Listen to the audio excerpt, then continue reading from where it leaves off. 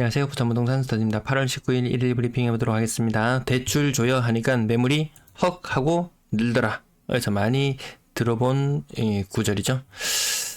정부가 가계대출 조이기에 나섰다. 은행이 잘못이냐 정부가 잘못이냐 서로 니탄 내탄만 하다 보면 결국 시간이 지나면 부채는 늘어만 나 있고 그에 대한 부담은 대다수의 국민들이 지게 되겠죠. 결국 책임 미루기만 하는 사이에 누군가는 고통에 실험할 수 있다. 대출 조이기에 나서고 그러니까 바로 반응이 왔습니다. 바로 반응이 왔어요. 15시간 전, 44분 전 이렇게 뉴스가 막 나오고 있는데요. 농협주담대 50년 판매 중단 바로 떴습니다. DSR을 우회할 수 있는 이런 정책들 조여질 수 있다. 내가 막차 타고 들어갈 수는 있다. 하지만 내 다음 차가 출발을 못한다. 이 부분을 생각해 볼 필요는 있을 것 같습니다. 은행 새마을금고 일부 지점은 대출 중단도 되기도 하고 고신용자임에도 불구하고 1금융권에 대출이 막힌다든지 알게 모르게 많이 막히고 있어요. 근데 우리 언론을 통해서 흔히 접하는 뉴스들은 신규 주담대 3% 후반대의 신규 주담대가 있어요. 이거 올랐죠. 야금야금 올랐습니다. 오르고 있습니다. 자, 매물 한번 보실까요? 주말치고는 이례적으로 바바박 튀어 올랐습니다. 한동안 줄어드나 했었는데 이 줄어들었던 그 근거는 특례 보금자리론도 있었고 그 다음에 싼 대출 3% 후반의 대출도 있었고 50년 만기 주담대도 중간에 살짝 등장했고 여러 가지 규제 해제, 금융 해제 이런 부분들이 작용을 했었는데 대출 조여하니까 바로 반응이 옵니다. 요거 사실 좀 무섭습니다. 다음 주까지 좀 지켜봐야 되겠지만 시장이 잔잔한 듯 하지만 엄청난 수싸움들이 오가고 있어요. 근데 당장 오늘 사서 내일 팔 거 아니죠. 그렇게 생각해 본다면 한 2년 정도 들고 간다고 생각해 보면 2년 후에는 장밋빛일까? 자, 임대 물량도 정체 현상을 보이고 있습니다. 감소하다가 다시 늘면 좀 파국으로 치닫을 수도 있습니다. 이런 것들을 막기 위해서 이 하반기에 다가올 엄청난 것들을 막기 위해서 그동안 애써 왔는데 정부에서 물심양면으로 언론에서 물심양면으로 애써 왔는데 그동안의 노력이 수포로 돌아간다. 그럼 어떻게 되느냐? 내년 총선 어떡합니까? 그러니까 여기에 또 알게 모르게 또 규제 해제를 또 살짝 해주죠. 규제 해제가 아닙니다. 이거는 혜택을 줍니다. 애 낳으면 5년 내로 취득세 500만원까지 깎아줄게. 이런 혜택들을 주기 시작했어요. 그전에 이거 잘 없었거든요. 과거에 큰 혜택들은 그게 있었죠. 미분양주택을 매입하면 5년간 양도세 비과세를 해준다든지 아니면 취득세를 좀 많이 면제해주는 이런 부분들 그런 혜택들이 과거에 등장했었죠. 야금야금 뭔가 나오고 있어요. 거래량 103건 오늘 거래량 많았습니다. 이번 달에도 2200건대 거래까지도 볼 수 있을지도 모르겠네요. 일단 그 다음 달 흐름도 무난한 정도의 수준이고 지금 2100건대인데요. 2150건 정도 우리는 예측하고 살펴보고 있었죠. 얼추 그 비슷한 거래량 수준 나올 것 같습니다. 하지만 거래량이 폭증한다든지 가을 되면 대박이라든지 그런 이야기는 누군가가 상상 속에서 만들어낸 이야기에 불과한 것 같다. 단순한 기대 심리? 그것을 전파하고자 하는 노력? 필요 없더라. 우린 거래량을 다 보고 있더라. 밑장 빼기를 하건 윗장 빼기를 하건 뭘 하건 우리는 다 파악하고 있다. 네. 지난번에 삼익빛이 가격 하나 30평대 가격 하나 한 12억 정도 갑자기 거래되면서 부쩍 올라갔던 거 있었죠.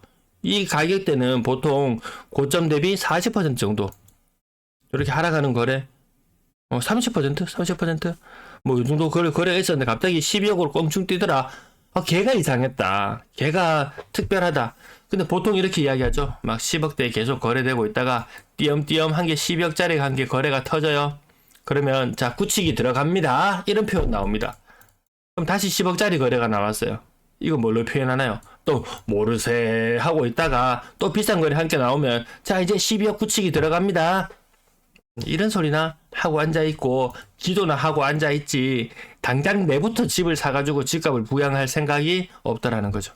LG 메트로시티 어제도 많이 가격 빠지는 거 보였었는데요. 요거 10억이 아니죠. 72평이에요. 정말 오랜만에 거래되었습니다. 8억 9천. 애매한 장전 고점 대비 30% 이상 빠져주는 요런 모습들 흔해 빠졌더라. 응? 집 사라고 띄우고 부추길 땐 좋았지. 놈들 고점에서 사가지고 앉은 자리에서 3억 4억 팡판이 깨어져 나가도 다 모르셉니다. 그렇다고 나중에 또 시간이 4년 5년 지나고 또 집값이 원래 또 전고점으로 해보겠다 칩시다. 그때 되면 또 슬금슬금 나와서 내가 올라간다 했지. 부동산은 무조건 우상향이라 했지. 근데 무조건 우상이야. 이런 것들도 좀 생각을 좀 버려야 됩니다.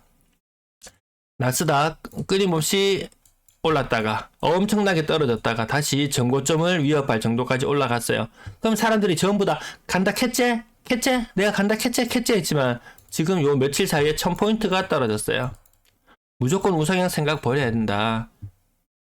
400불까지 쏟았던 테슬라가 100불까지 꼬라박았어요. 그러던 것이 다시 200불까지 치솟아 올랐어요. 그러던 것이 다시 150불까지 떨어졌어요. 그러던 것이 다시 300불까지 치솟았어요.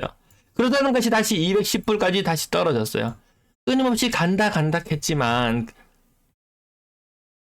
그 말만 듣고 샀던 사람들은 누군가는 피눈물을 흘리면서 손절하는 경우도 생기더라. 우리 주식은 단기적으로 계속 이렇게 흐름을 볼 수 있지만 이 아파트 시장 이거 한번 깨지고 회복하는 데까지 시간 진짜 많이 걸릴 수 있거든요. 그리고 일본처럼 무조건 우상향이라 했지. 지가 하락 절대 없다. 지가 무조건 상승한다는 그 법칙이 깨지고 일시적으로 한 1년 정도 가격 조금 되돌림 현상 살짝 왔다가 다시 주저앉는 세월을 20년 30년을 갔어요.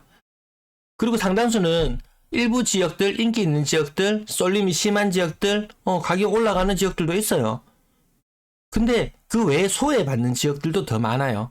아마 여기서 부동산 투자랍시고 들어간다고 어디서 좀 말 주워 듣고 제일 소문의 저 끝자락에서 누군가의 말을 막 듣고 들어가는 사람들은 아마 좀 오래된 아파트에 들어갔거나 이렇게 잘못해서 물리면은 남들 다 갈 때 소외되는 그런 일을 당할 수도 있습니다.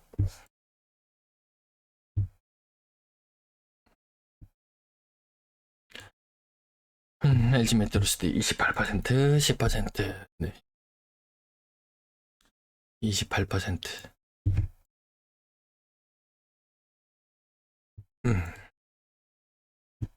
12, 15. 이제 요 가격 때문에 내려가면 이제 조금 가격 무너지는 애들이 띄엄띄엄 나옵니다. 반도 보라빌, 왕지 아파트.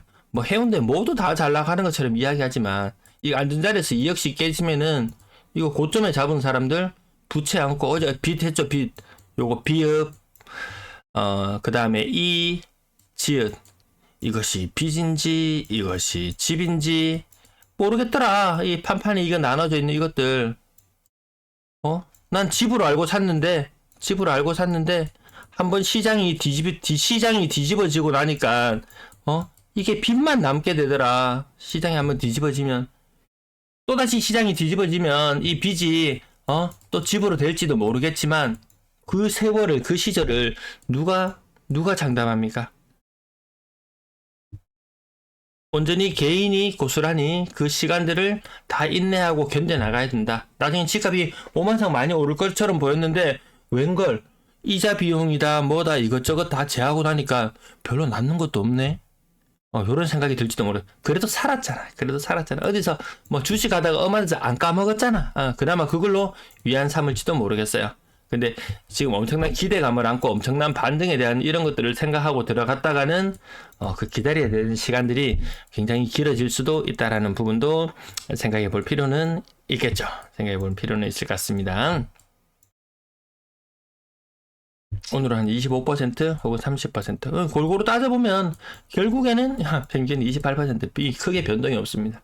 서울 아파트 가격이 많이 빠졌다가 올해 들어서 평균 10% 반등했다고 하잖아요. 이 10% 이 반등을 이끌어내기 위해서 연초부터 둔촌주공 일변 구하기부터 규제 해제부터 시작해서 대출까지 풀고 이 온갖 것들을 다 했는데 할 수 있는 거 정말 다 했는데 10% 반등하고 시장은 박스권에 갇혀버렸죠. 이제 뭐 할 건데, 이제? 돈 풀었지, 규제 풀었지, 이제 뭐 풀 건데? 사람 풀는가? 또 나중에 또 사람도 풀겠죠, 네.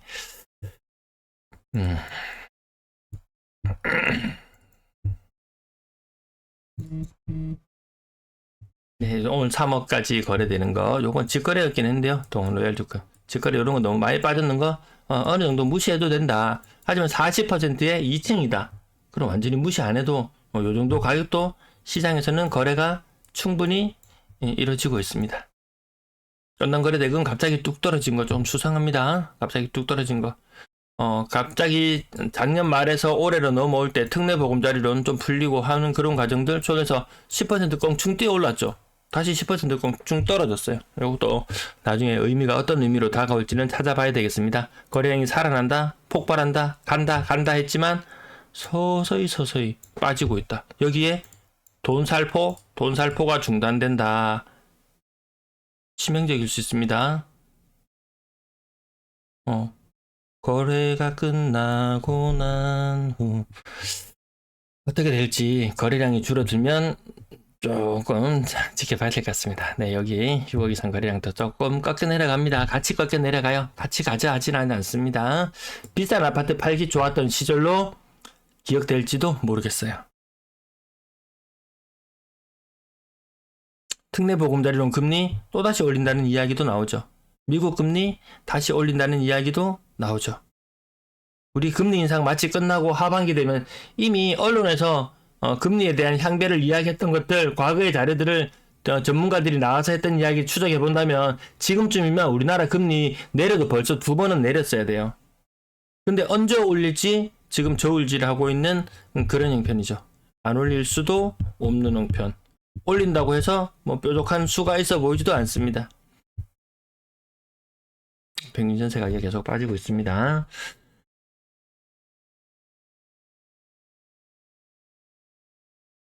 어제 너무 많은 말씀을 해가지고 라이브에서 너무 많이 진을 빼서 좀 더 뭐 최근의 경제 상황이라든지 이런 부분들 제가 뭐 이거 뭐 정보를 제가 뭐 창조해낸다라기보다는 시중에 나와 있는 많은 뉴스들을 취합해서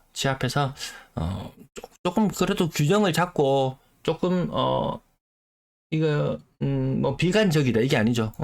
약간 비판적인 시각을 견지하면서 비판적인 시각으로 언론의 뉴스들을 그 속살이 무엇인지 그것들을 조금 더 파헤쳐 보려고 하고 있습니다. 그 무비판 제가 하는 이야기 또한 무비판적으로 받아들이시면 안 되고 뭐가 맞는 이야기인지 뭐가 틀린 이야기인지 여러분들도 많은 정보를 접하시게 되잖아요. 그거가 견주어 가면서 지금 이렇게 흐름들 변해가는 모습들 같이 살피시면 좋겠네요. 시청 감사합니다.